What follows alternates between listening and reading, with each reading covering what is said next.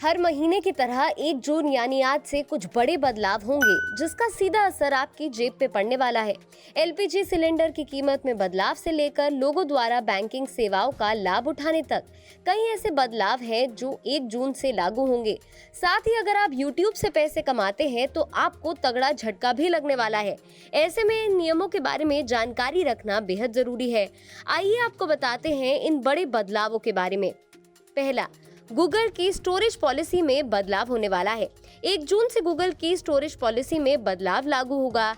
पहले users Google photos पर unlimited photo store कर सकते थे, लेकिन जून से इसकी क्लाउड स्टोरेज की सुविधा चार्जेबल होगी। इसके बाद आप गूगल स्टोरेज में अनलिमिटेड फोटोज अपलोड नहीं कर सकेंगे।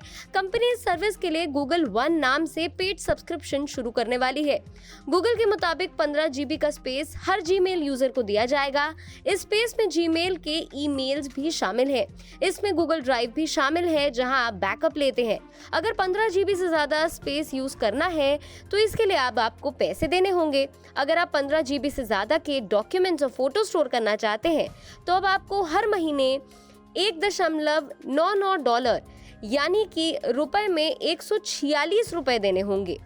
अगर आप YouTube से पैसा कमाते हैं तो आपको बड़ा झटका भी लगने वाला है, क्योंकि अब आपको 1 जून से अपनी कमाई पर टैक्स देना पड़ सकता है। हालांकि मीडिया रिपोर्ट्स के मुताबिक अमेरिकी कंटेंट क्रिएटर्स पर टैक्स नहीं लगेगा।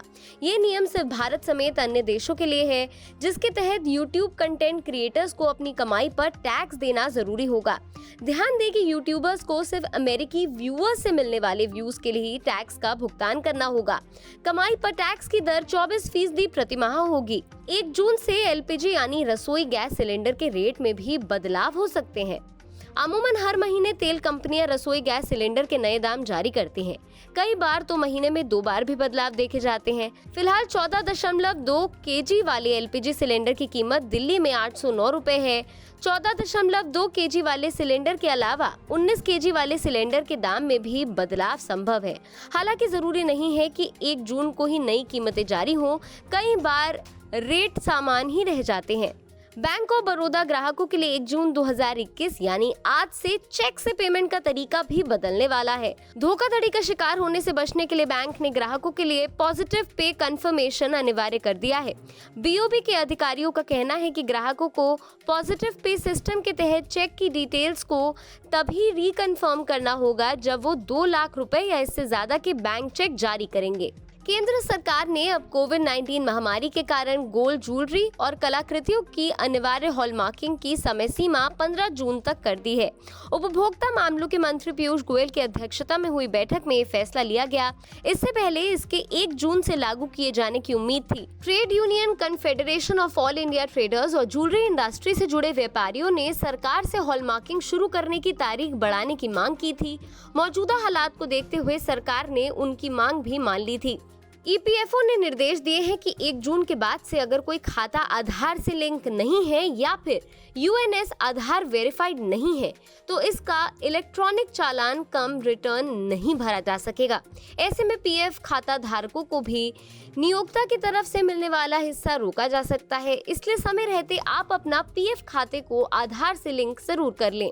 केवीपी, पीपीएफ, एनएससी और सुकन्या समृद्धि जैसी स्मॉल सेविंग स्कीम्स की ब्याज दरों में भी इसी महीने बदलाव हो सकता है। सरकार की ओर से हर 3 महीने पर स्मॉल सेविंग स्कीम्स पर नई ब्याज दरें लागू की जाती हैं। बीते 31 मार्च को वित्तीय वर्ष 2020-2021 की अंतिम तिमाही खत्म होने पर पुराने से घटाकर नए ब्याज दरें जारी की गई थी, जिसे 24 घंटे के भीतर सरकार ने वापस भी ले लिया था। लेकिन तब सरकार ने इसे गलती बताकर वापस लिया था। तब सरकार के फैसले को चुनाव से जोड़कर भी देखा जा रहा था, लेकिन अब 1 जून को इसमें भी बदलाव किए जा सकते हैं। कई बार पहले भी ऐसा हो चुका है कि पुरानी ब्याज दरें ही रिवाइज की जाती हैं। अब 30 जून को फिर से नई ब्याज दरें लागू की जाएंगी।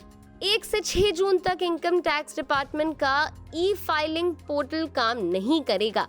वहीं 7 जून को income tax department tax payers के लिए इनकम टैक्स ई फाइलिंग का नया पोर्टल लॉन्च होने वाला है। आयकर निदेशालय के अनुसार आईटीआर भरने की आधिकारिक वेबसाइट 7 जून 2021 से बदल जाएगी। 7 जून से ये www.incometax.gov.in हो जाएगा। अभी ये www.incometaxindiaefiling.gov.in है। सिंडिकेट बैंक का कैनरा बैंक में विलय किया जा चुका है।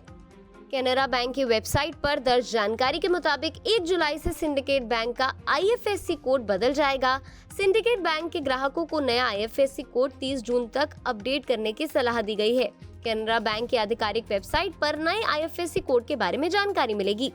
इसके साथ ही 1 जून से अब हवाई यात्रा भी महंगी होने जा रही है। केंद्र सरकार ने हवाई किराए की न्यूनतम सीमा को बढ़ाकर 16% करने की मंजूरी दे दी है। बहरहाल, इस पूरी वीडियो पर और आज यानी 1 जून से होने वाले बदलावों के बारे में आपकी क्या राय है? नीचे कमेंट सेक्शन पे लिख के हमें जरूर बताएं। साथ ही में देश और दुनिया की तमाम बड़ी खबरों के लिए जुड़े रहिए TV9 भारतवर्ष के साथ।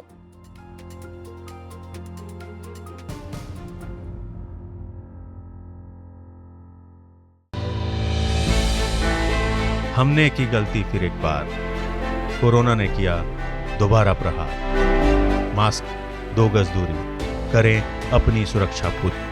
कोरोना टीका हम सबको लगाना है, मिलकर साथ समझदारी से कोरोना को हराना है।